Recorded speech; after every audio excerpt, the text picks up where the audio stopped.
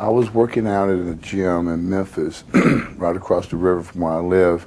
I had run across some guys like Hillbilly Jim, Randy Savage, Lanny Poffo. At our time there in Memphis, the real popular guys were the Fabulous Ones, guys like that. And we were working in there, from day to day. They saw me a lot, and a guy came over to me and approached me. The guy was Randy Savage. He said, "Man, have you ever thought about getting into the wrestling business?" And I thought, no, I have not really ever thought about it. Knew it was real hard. It was back then. It was a lot harder, a lot less talked about too, and it was harder to get people to talk to you about it. So I just never really considered it. And I said, no. He goes, well, I got someone I can introduce you to get you started. So he introduced me to a gentleman by the name of Tojo Yamamoto, which is a really big Japanese star there in the U.S. The championship wrestling organization there in Memphis at the time. And he had a school in Nashville. So what I did is I got up at 3 o'clock in the mornings on Sunday. I drove to Nashville, got tortured about 7 hours from this little fat Japanese guy. He beat me with a stick all day long. Did that for about a year, and then got into my first territory, which was down in Continental with the promoters down there, the Fullers. And started off there and really had a lot of fun. To me, it was like traveling around from town to town in a circus-like atmosphere with your brothers, your family. There was sometimes a lot of animosity towards each other, but when it really came down to it, all we had was each other, and it was a really family bond. Of course, you go through the normal struggles like being away from home, being homesick, having to find a new place to live, and trying to save money to pay your bills there, and then send back to pay bills at home. Had a little boy was only 5 years old. You're missing everything with your family life. But you know what? I don't remember or regret any of that because it was so much fun starting in the business. My gimmick was it started as one character, Sid Vicious. In that character, there was a character in there of like John Wayne, the stand-up-in-your-face type of guy that never backed down, in-your-face fighting all the time.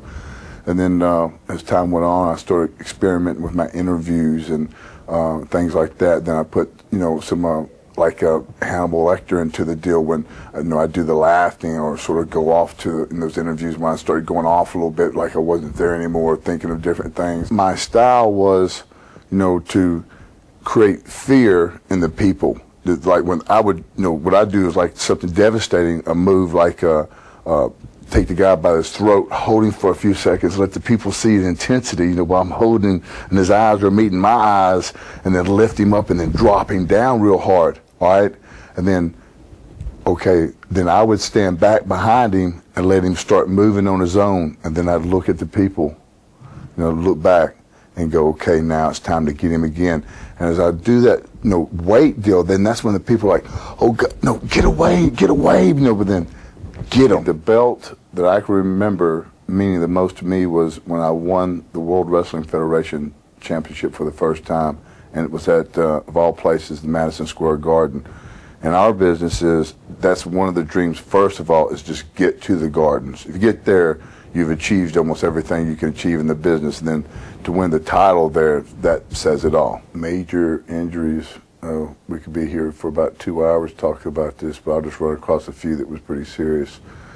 One of the serious ones I think for sure you could put on that list is when I broke my neck and they had to take a bone chip out of my hip and replace one of my vertebrae. That was a pretty hard deal. Took a long time to get through. But I'm going to have to say that the hardest, the worst injury that I've had up to date is when I broke my leg, a double compound fracture of the tibia and fibula above my ankle. For sure that's been the hardest one because it really took one of my limbs away, the lower limb too, one of your legs, where I had to support all my weight on my right leg, being on a walker for the first time. Really you get a taste of what it's like. You see people in wheelchairs and things like that. Once or twice a week, I try to get to the track and now start doing some physical walking up and down bleachers to get my left leg prepared to get caught up with my right leg where I can do the things it takes to wrestle. So that's what I'm doing right now. My opponent tonight would be easily pointed out in the back. He would be the man sitting there with a stared look in his face of knowing it'd be his last walkout. For he knows that this night he meets the man who is invincible and goes by the name Sid Vicious. For you, my friend, time has run out, though as if the last grain of sand has fell through the hourglass, and it is time for you to meet your maker.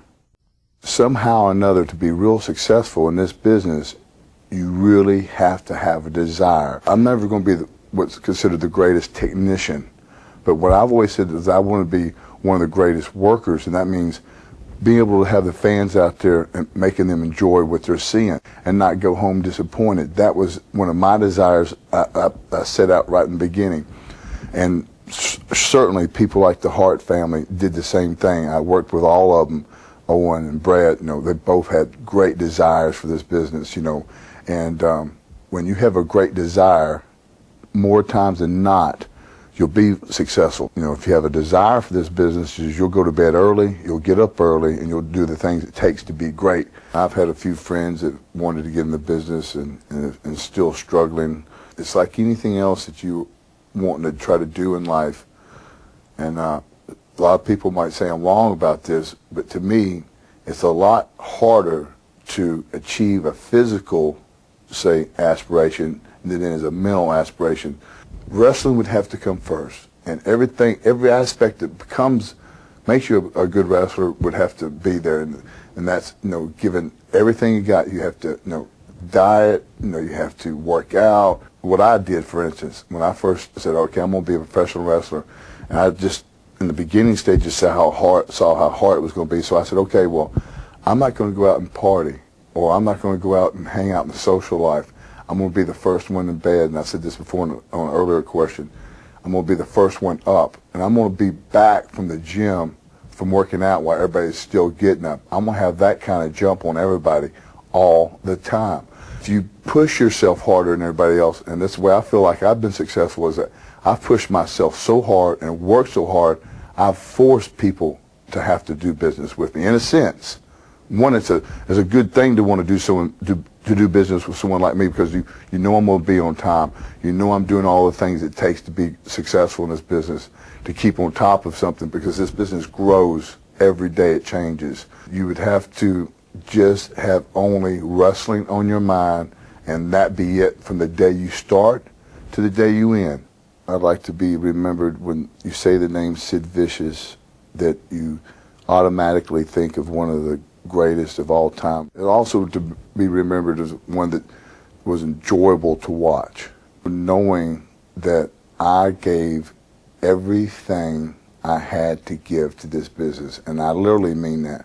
I have given up everything I've had in this business. I've given up 2 lives of 2 of my children, not seen a birthday, a football game, a baseball game, never been to a birth of my children.